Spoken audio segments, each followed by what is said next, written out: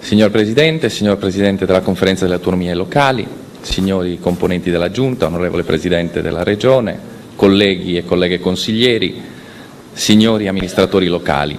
Ci troviamo qui oggi, è stato già detto da più parti, per fare il punto, un focus sullo stato delle autonomie locali in Sardegna. E lo facciamo con tutta una serie di chiarimenti prodromici che sono stati svolti da ciascuno e che tendono a sottolineare un fatto. Questo che abbiamo oggi davanti a noi non è un evento, non è un fatto celebrativo, è una concreta opportunità di dialogo e di incontro tra la Regione e gli enti locali per costruire assieme percorsi e processi decisionali condivisi. In realtà il fatto stesso che ad ogni piè sospinto sentiamo la necessità di chiarire che non è un fatto rituale pone un interrogativo in ciascuno di noi. È un interrogativo che probabilmente è insito nella stessa formulazione della norma. Dobbiamo dirci la verità, fare un'analisi abbastanza chiara.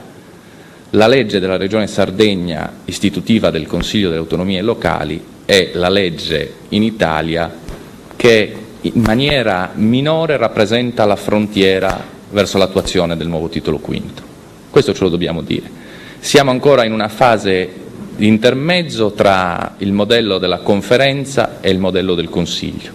La riforma del titolo quinto, che ha introdotto in maniera chiara e univoca sul territorio nazionale i principi della sussidiarietà e della leale collaborazione, che ha ripartito in maniera orizzontale quello che storicamente era un assetto gerarchico, oramai all'interno della Repubblica, Stato, Regioni, Province e Comuni, derivano una sovranità che non è più appannaggio esclusivo dell'ipostasi superiore dell'ordinamento, ma è una sovranità che si legittima di volta in volta nelle diverse strutture, siano esse comunali, provinciali, regionali o nazionali, e non si esaurisce neppure all'interno di tutti questi singoli fattori.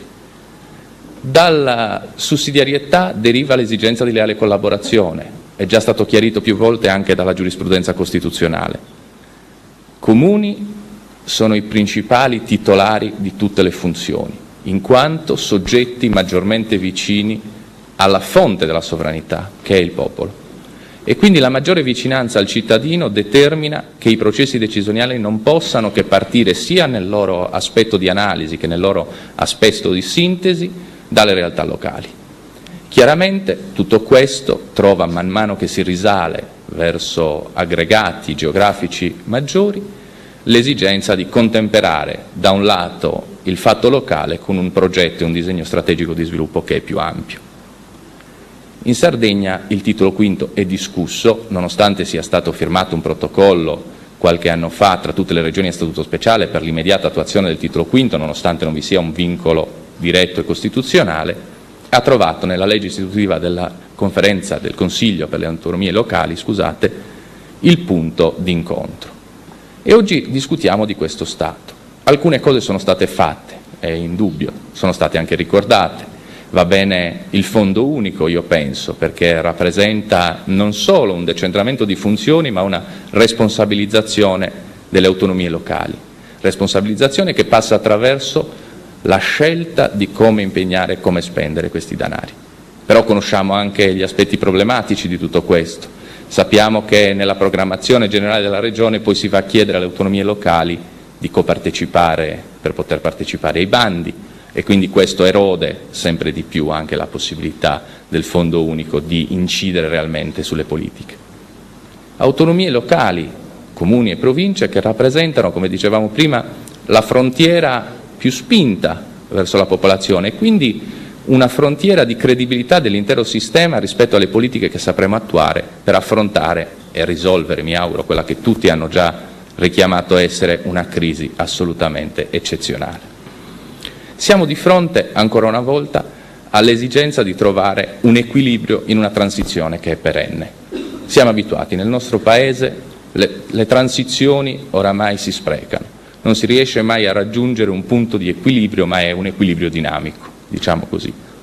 E tutto questo non può non passare, a nostro avviso, attraverso una riscrittura delle regole condivise del gioco. Noi possiamo valorizzare questo rapporto tra Regione e autonomie locali soltanto mettendo mano non solo e non tanto alla riforma della legge 1 del 2005, quanto piuttosto, ed è stato detto bene prima, mettendo mano in fretta alla riscrittura dello Statuto. Lo Statuto di autonomia che non può non passare attraverso l'Assemblea Costituente del popolo sardo. Questo è uno dei punti qualificanti che ha fondato l'alleanza tra noi sardisti e il centrodestra isolano, perché crediamo che nella scrittura del nuovo Statuto potremo finalmente dare voce concreta e quindi non solo un fatto di analisi, ma un fatto di concretezza, di competenza vera a tutte quelle istanze che emergono dal territorio. Noi siamo consapevoli dei nostri limiti, siamo consapevoli di essere ben poca cosa, mi avvio a concludere, però siamo consapevoli anche di un fatto importante, che le nostre ragioni sono più grandi di noi. Sentiamo di interpretare marginalità, lateralità che oggi il sistema tende ad escludere.